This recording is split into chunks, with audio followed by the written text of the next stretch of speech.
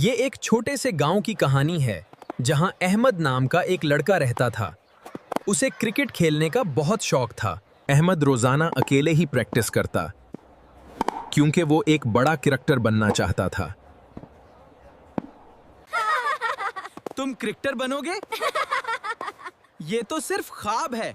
ایک دن میں ضرور کامیاب ہوں گا۔ ایک دن گاؤں میں کرکٹ ٹورنامنٹ کا اعلان ہوا اور احمد کی خوشی کی کوئی حد نہ رہی۔ میچ کا دن آ گیا لیکن احمد کی ٹیم بہت پریشان تھی کیونکہ مقابلہ ایک مضبوط ٹیم سے تھا۔ احمد کی ٹیم کے کھلاڑی ایک ایک کر کے آؤٹ ہوتے گئے اور سب کی امیدیں ٹوٹنے لگیں۔ اب احمد میدان میں آیا۔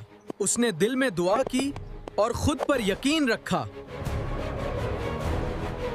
احمد نے زبردست شاٹس کھیلنا شروع کیے اور سب حیران رہ گئے۔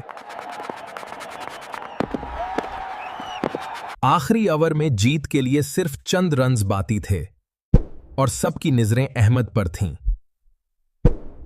آخری گیند پر بیٹسمین نے زور سے شاٹ لگایا لیکن کیچ آؤٹ ہو گیا۔ احمد کی ٹیم جیت گئی۔ اس نے سب کو سکھایا کہ محنت اور یقین سے سب کچھ ممکن ہے۔